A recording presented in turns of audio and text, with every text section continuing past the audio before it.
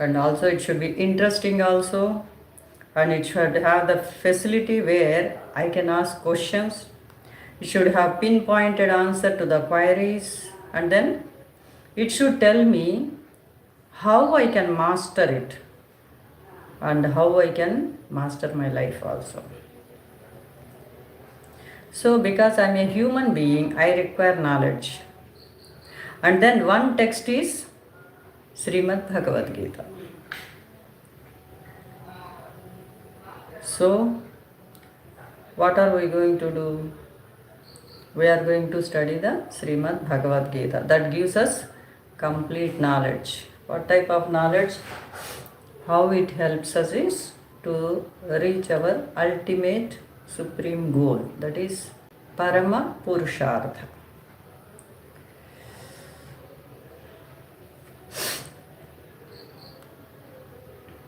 Anyway, we all will sincerely put forth our best, and rest God will bless us all, okay? So,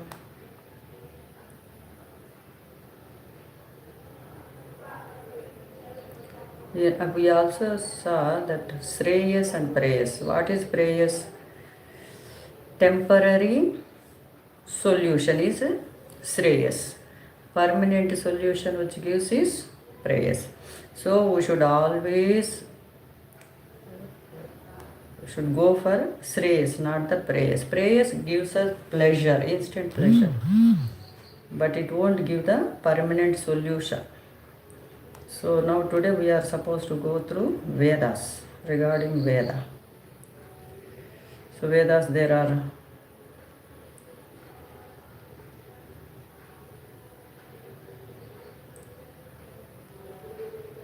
one second, I will just go through.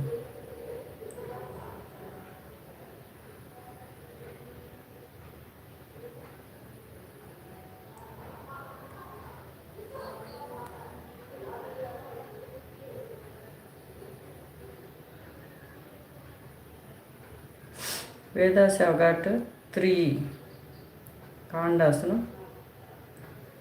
Karma kanda, then so 3 sections are there in Vedas. Veda means means of knowledge. There are 3 sections. Section 1 deals with karma. Section 2 deals with upasana. And section 3 deals with jnana. So section is also called kanda. So 3 means trayam. So Vedas have 3 sections. 3 kandas are trayam. So karma kanda, upasana kanda and jnana kanda. So Vedas deals with 3 kandas: karma kanda, upasana kanda and jnana kanda. So when we want to find a solution, Veda says first prepare yourself. What Veda says is prepare yourself. For any accomplishment, preparation is the maximum time. For any accomplishment, preparation is the maximum time. Think, plan, strategize,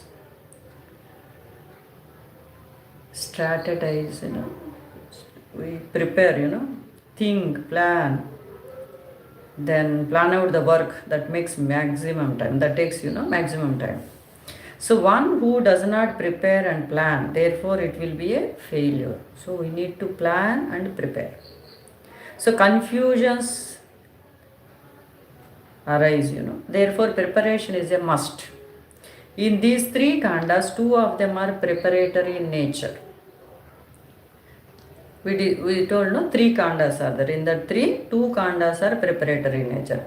What are the 3 kandas? Let us try to again think, karma kanda, upasana kanda and jnana kanda. So of the 3 kandas of Vedas, Veda is essentially means of knowledge. So karma kanda, upasana kanda, jnana kanda. Of the 3 kandas of Vedas, Veda is means of knowledge, essentially for Shreyas. It is not for Preyas. They do contain means of knowledge for those who want to prayers also. It will be there, but we are all seekers of knowledge, so we are interested in the prayers. So that is how you have various actions prescribed for somebody who says, I want to go to heaven. It is there. But that is not the prime purpose. The prime purpose is Shreyas. So out of them, two are preparatory and one of them is the solution. What are the two preparatory methods? Let us look into it. Karma is preparatory and Upasana is also preparatory. And what is the solution? Jnana is the solution. The word karma means action. Karma means action. The word karmakanda means section that deals with action. Action. Work is the great preparatory disciplining factor. Upasana is what you may call as devotional. So action, devotion. Now we all, you may wonder what kind of preparation they give us. So first of all, we know to do an action perfectly requires a lot of mental ability, planning, thinking, discipline. So to do any action, you require lot of action going together. So a person who has a scattered brain cannot do action properly. When we fail in action, something is gone wrong in our way. The right means, thinking, these have gone wrong. So first of all, perfect yourself. Be perfect in action. We can come to Shreyas, but without preparation there is no Shreyas. Therefore the Vedas say, prepare yourself by action.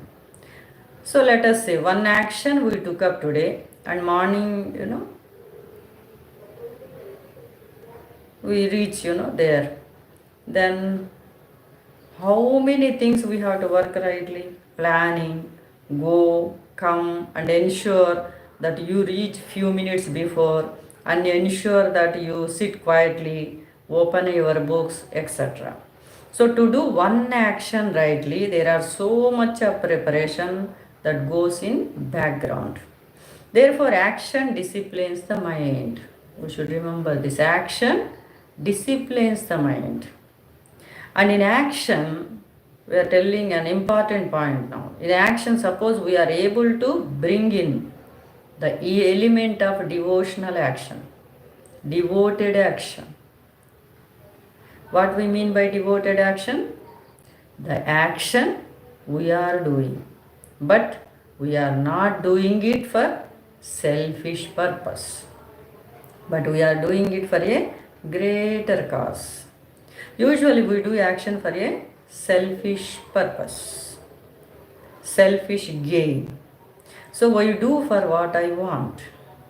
But suppose if I can do an action for a greater gain, for a greater number of people, not only for me, but happiness and welfare of totality. In other words, if I make karma yoga, then the action also purifies the mind. If I make the karma as karma yoga, the action also purifies the mind. So preparation, we are talking of karma as karma yoga. Karma is action, but the action you do for a greater good, greater cause. Then certain powers within you which are hidden, they wake up and they perfect us. As long as one does action for oneself, selfishness predominates. Then the action's power will become limited. But the moment the action is taken for a greater good, that action changes you. Example, as we all know, Mahatma Gandhi. To a great extent, we know the stories, etc. When Mahatma Gandhi was just an advocate, he had gone to argue a case. His first and second case, we know.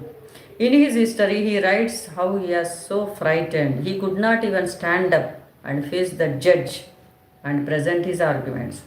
But he became so tense and worried and concerned. But the moment this same person had a greater goal, a larger aim, not just funding for himself but a larger aim, then what happened? Suddenly, the small, frail man became a powerful human being. Isn't it? We all know. So, a pinch of salt that he picked up rocked the whole empire in which the sun never set. Why? He became fearless. He became fearless. So, as we all know all these things about Mahatma Gandhi. So, as long as the goal is us, for me or my fear, when the goal is not for myself or for you, for me, for ourselves, then fearlessness. As long as selfishness is there, tension. When no selfishness is there, peace. When selfishness is there, tension. When there is no selfishness, then free.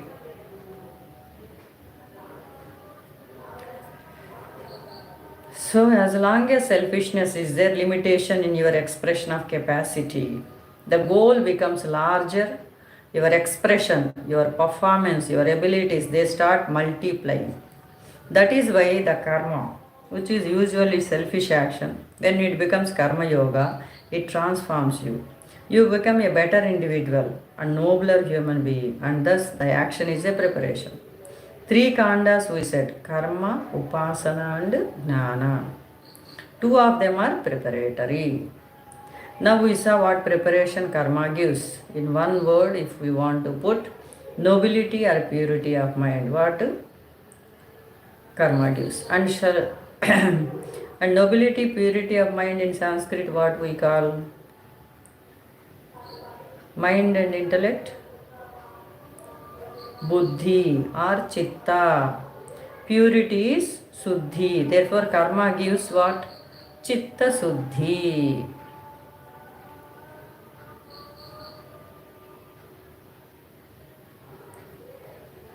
Chitta suddhi. So, karma, when it is converted into karma yoga, gives what result? Chitta suddhi.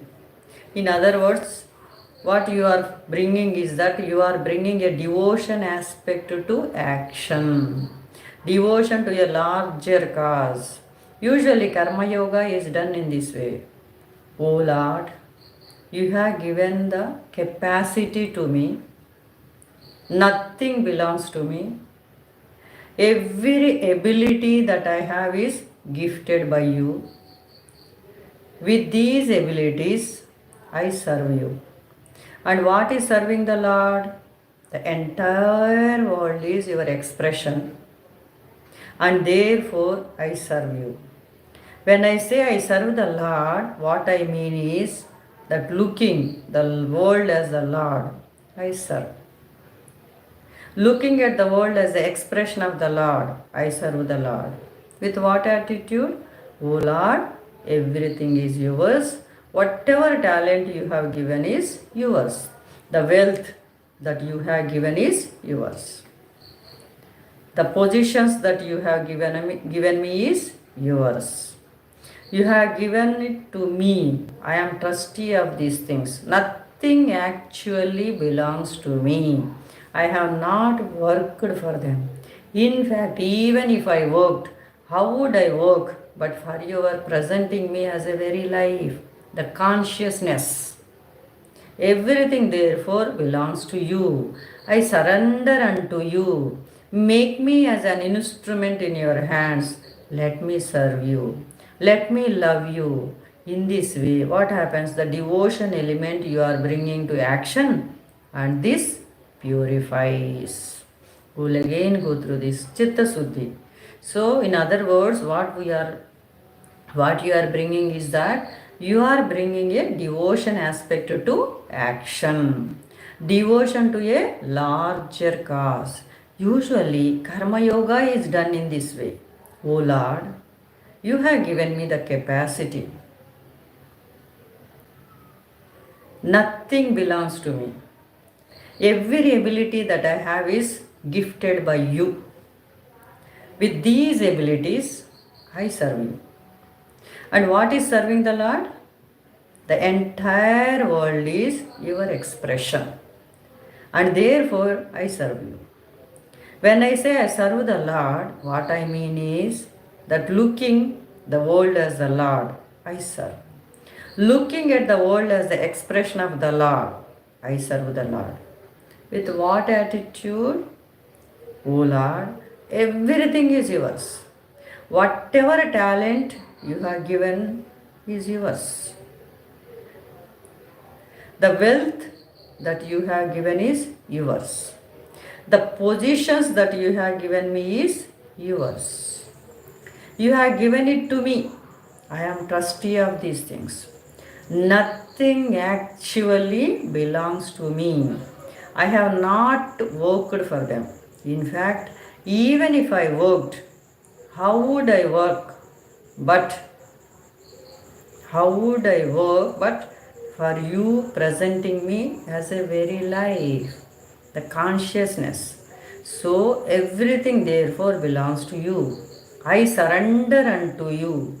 Make me an instrument in your hands. Let me serve you. Let me love you. In this way, what happens? The devotion element you are bringing to action, and this purifies. This makes you an excellent human being. An excellent human being is a powerful human being. An excellent human being is a powerful human being also. So usually we think of power in a very small way. We think of power with ego, power with pride. But there is another kind of power, which is true power, and that is very divine in nature, where the words you say are loved, respected. The touch that you have in your life is something loved by all, where you become natural source of inspiration. That is a different kind of power. A power which comes by power is a low kind of power. A power which comes by natural expression of goodness is higher power, and that higher power blossoms in you. When that higher power blossoms in you, you will not be left alone, but you will be changed. You will be transformed. You will become more and more perfect as human beings. That way, anger goes down and love rises. Hatred goes down and compassion rises. Jealousy goes off and sharing starts. Why sharing starts? Because the person whom I see in front of me is God alone. And I am serving the Lord. It is a different thinking.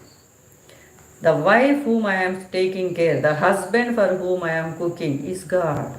The very Lord whom I am worshipping is there in front of me. The children, these are all my way to serve the Lord. My neighbor is the Lord. So what is the worship of the Lord? Seeing the very world as Lord's expression. Devotion combined with action makes karma is equal to karma yoga, and purifies one, making a person gem of a human being. That is the top priority. Without that, there is no moving forward. So this is preparatory. So beautifully brought out, and this is how Papa Mataji has taught us all, and Pujya Swamiji also. So this is exactly Papa always used to go through Srimad Bhagavad Gita, and Papa applied and practiced in his life. Same thing is there. Whatever the words told by Papa, these are the words, the same words Papa has also told. So the whole manifestation is nothing but expression of God, expression of Atman, that consciousness. Same thing was explained by Lord Krishna in the Srimad Bhagavad Gita. So Papa is facilitating us to go through this so that it will be made understandable Papa's philosophy. It is His grace, we can only say. So already Lord Krishna is explained to Arjuna, it is He who is making us do. Now the words are coming because He is seated within us. My hand is moving because He is seated within us. We are able to see because He is seated within us. So any movement is possible only because His presence is there in the form of life, consciousness. Otherwise nothing is possible. So we came from mother's womb empty-handed. When we go empty-handed. So everything belongs to God. We are only a trustee. So nothing belongs to us. So, O Lord, you are everything, I am nothing. That should be our prayer. Though He is seated, we may fail and forget to recognize His presence. So our humble prayer at His lotus feet is, make us aware of your presence always. Om Shri Ram Jai Ram Jai Jai Ram. Om Shri Ram Jai Ram Jai Jai Ram. Om Shri Ram Jai Ram Jai Jai Ram. Hari Om Pranams to you all. Thank you very much. We'll meet again tomorrow. Hari Om Pranams.